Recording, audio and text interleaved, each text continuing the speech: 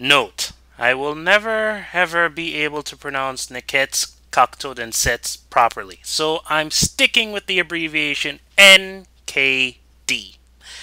Anyway, on with the show.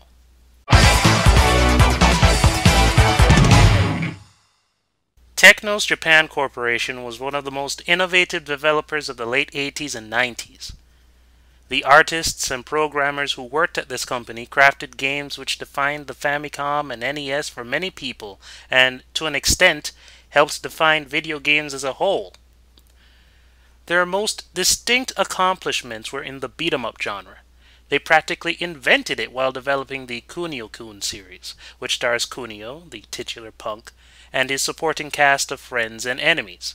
Taking on multiple enemies at once, free-roaming missions, RPG-style stat management, and unlockable moves, all of these things can be traced back to Technos' early work. And that's without even acknowledging the many other brawlers that these developers would go on to develop and publish in arcades and on home consoles. Games which would become household names or cult classics in their own rights. Games which earned Technos a strident following that still persists to this day, even after the company closed its doors for the final time in 1995.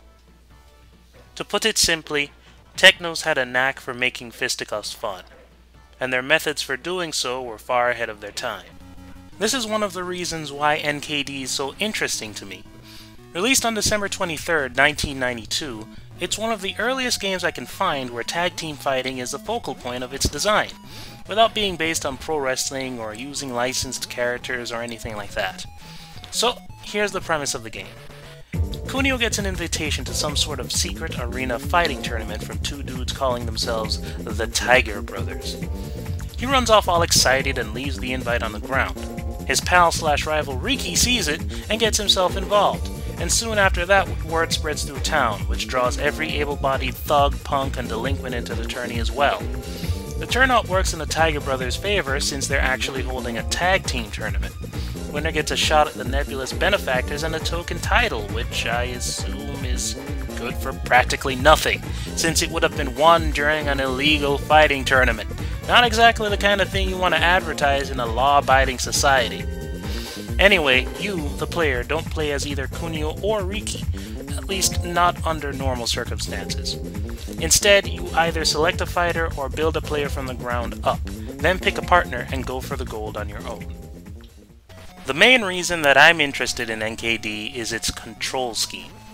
It only uses a D-pad and 2 buttons, but its context-sensitive control scheme allows it to pack in a ton of moves based on position and timing. From the punch and kick buttons alone, you can strike, jump, and attack in midair. There's just enough stun on each punch or kick to force the opponent to flinch, which lets you land another quick attack. Landing enough punches or kicks in quick succession puts the opponent in a stunned state, and following up with another attack leads to a knockdown.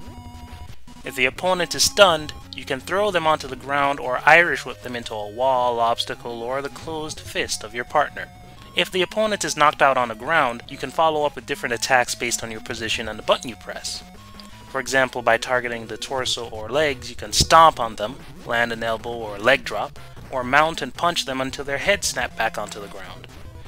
You can even pick them up and toss them like the dead weight they are, possibly into an obstacle, or their partner, or your partner if you feel a bit mischievous. Another neat thing about the game is that, as mentioned earlier, you have the option to create your own fighter. And depending on the info you enter, your fighter has different strengths and weaknesses. For example, Kung Fu fighters have stronger strikes but weaker leg work, while Judoka have stronger throws and weaker striking techniques, and so on and so forth. In addition, custom fighters have access to secret techniques, which is also determined by the info used to create them. These techniques include rapid punches and kicks, alternate throws and on-the-ground moves, and even special moves. After playing the game for a bit, I've gotten the impression that Technos took the premise seriously, since there's a bit more going on in the story mode than there is in the multiplayer mode. This sort of adherence to a game's premise would have most gamers baying for the company to be burnt to the ground and for their employees to be bound in stocks and whipped until their skin was flayed clean off their bones for what would clearly be seen as hateful anti-consumer practices. But since the company is defunct, I'd imagine that any offended parties would settle for using Technos as a cautionary tale or something. In any case, there are a few differences in story mode that I'd like to cover. For example, in any match, when a fighter is knocked out, they turn into food or items that recover HP or tweak your stats for the rest of the match. Well, normally they just turn into food, but in story mode they can also turn into capsules. Some revive your partner if he's been knocked out, others grant invincibility for about 8 seconds or so on and so forth. Honestly, I suspect that the fighters eat the non-food items as well. I certainly wouldn't put it past a couple of knuckleheads like them to chomp down on anything that isn't moving or bolted down. Anyway, another thing worth mentioning is that there's always a set of rules in play. You can either knock your opponents out or complete said objective to win the match. There are a few that apply to every match, like using a specific throw a set number of times, and 2 that are exclusive to story mode and battle mode. Of course, there's also an option in every fight to just go at it head on, which keeps things from getting out of hand. And in story mode, there's an exclusive set of combination moves which can be performed at any time by holding down either A or B, so long as your partner hasn't been knocked out. The technique that's used depends on who initiates the move as well as the button that's being held down. During said move, both participants become invincible for a set period of time. It's activated by pressing the right button just as the little barometer goes from left to right and hits the sweet spot. It's a very powerful move and very effective in most situations. The arenas that these fights take place in are also noteworthy and fairly important to the gameplay mechanics. Apparently, the Tiger Brothers have enough clout in the black market to have power plants, storage chambers, and backlots retrofitted with deadly obstacles and traps, sometimes in plain sight, without so much as a peep from the cops. There are certain attacks that are exclusive to certain traps or terrain, and they can be used to complement your fighting techniques. For instance, certain stages have inclines and ramps which you can roll down or slide down with an attack. Others have things like charged landmines that explode when you make contact with them, or pipes that can shoot you out with enough force to bowl over anyone in your way until you land. And some are just more open to exploiting certain moves. For example, a move that Irish whipped an opponent to the opposite wall in one level would end up sending them into a spiked pit in another.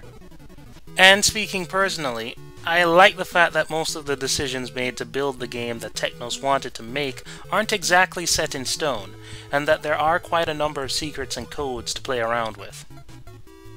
Okay, that didn't sound so clear in my head or when I said it out loud, so I'll give a few examples to explain myself. You know how I said that Kunio and Riki aren't normally playable? Well, there's a password for that. In fact, all of the regulars from the sports series have passwords, and if you use said passwords, you can use them in single player or battle mode. Want to skip to the final bosses? You can do that too. Hell, you want to play as one of the final bosses? You can do that as well. That's fair game. This means little to nothing in the era of video games that NKD was made in, but here and now in the era of on-disc DLC, it makes me pine a bit for the old days. I imagine that this game has had at least some kind of effect on what few similar games have been released since 1992. The game came out when game developers were most prone to finding inspiration from other titles, or just flat out ripping off other games. I'm just surprised that a direct clone wasn't released on a stronger system or something. I guess developers just weren't interested in taking notes from an 8-bit game made on a system that was already outdated by about 2 years or so. In any case, NKD is one of the more unique entries in the Nekketsu sports series. The fighting tourney format has only been used in one other game in the series, and it didn't receive an update from Million, Technos' successor company, in the mid-noughts like the more popular Kunio sports titles. There are a few translations floating around on the net, like an English patch written by O-Red Chaos Translations that's about 98% complete, a Spanish patch from Dart Devils Translations and Phoenix Flame Translations that's about 99% done, and a Hebrew patch by RKH Translation that's about 2% done. Hey, a patch is a patch. NKD is a solid game that noticeably pushes the hardware of the system that it was developed for. In my opinion, it's right up there with some of the best games on the Famicom's twilight years, and it's a great game in its own right.